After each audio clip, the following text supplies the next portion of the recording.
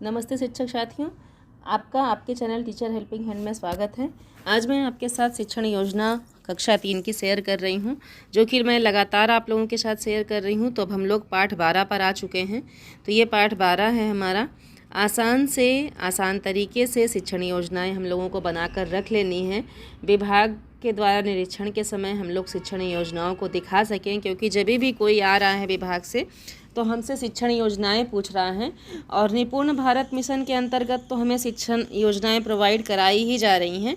पाठ्य पुस्तिका के अनुसार से भी हम लोग अपनी शिक्षण योजना बनाकर अगर कंप्लीट रखते हैं तो हमें कोई भी परेशानी नहीं होगी। तो देखिए, उसी क्रम में ये हमारी शिक्षण योजना है, तो इसके अनुसार से हम लोग काम करेंगे। तो सबसे पहले प्रकरण हमारा देख सकते हैं, ये सारा कुछ हमें लिखना है। दिनांक, कक्षा, पाठ संख्या 12, प्रकरण चांद का कुर्ता, विषय हिंदी, समय 35 से 40 मिनट। प्रकरण में क्या है? चांद का कुर्ता, जिसके लेखक हैं रामधारी सिंह दिनकर। लर्निंग आउटकम क्या है कि कविता से संबंधित प्रश्नों के उत्तर देते हैं, कविता की अधूरी पंक्तियों को पूरी कर लेते हैं, चांद घटने बढ़ने की वैज्ञानिक की प्रक्रिया की जानकारी रखते हैं। सीखने सिखाने की सामग्री में श्यामपट्ट पाठ्यपुस्तक दीक्षा ऐप पर उपलब्ध सामग्री। और फिर नेक्स्ट पॉइंट पर आने से पहले मैं बता दूं अपने शिक्षक साथियों को कि ये शिक्षण योजना मैंने नहीं लिखी है, हमारे एक शिक्षक साथी ने लिखा है। और मैं इसका PDF आप लोगों को प्रोवाइड करा दूंगी। और अगर कहीं थोड़ा बहुत मिस्टेक रहता है तो उसे आप स्वयं से सही कर लें कोई भी सेंटेंस में, क्योंकि वो हमारे एक शिक्षक साथी हैं, तो उन्होंने अपने लिंक के अनुसार से इसे लिखा है। तो अगर हमारी कोई महिला शिक्षिका इसे लिखती हैं तो थोड़ा सा परिवर्तन करके उसे लिख लेंगी।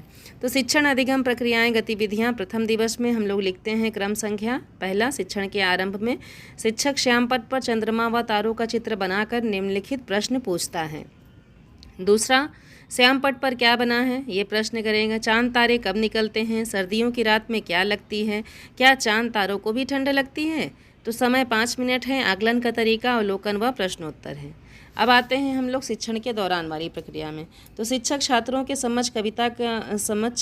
कविता का उचित हाव भाव के साथ सस्वर वाचन करता है तथा साथ साथ कविता का भावार्थ भी बताता है।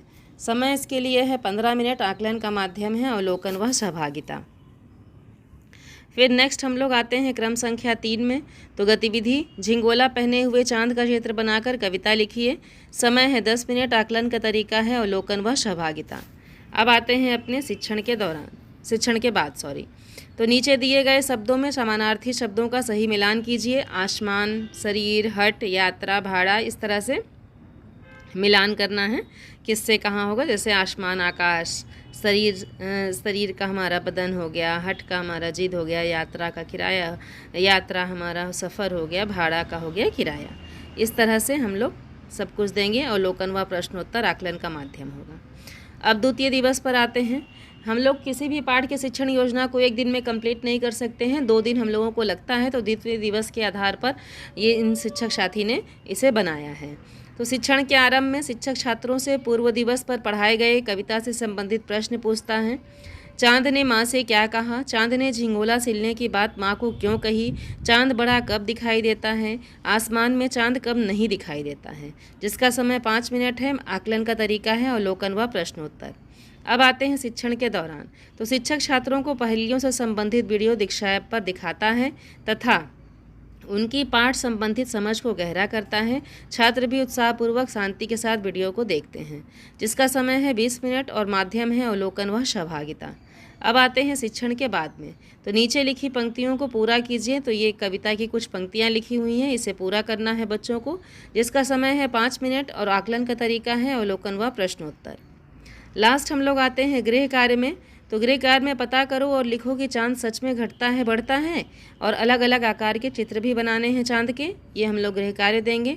आगामी कार्य योजना में शिक्षण के दौरान आने वाली कठिनाइयों के आधार पर शिक्षक आगामी कार्य योजना का निर्माण करेगा।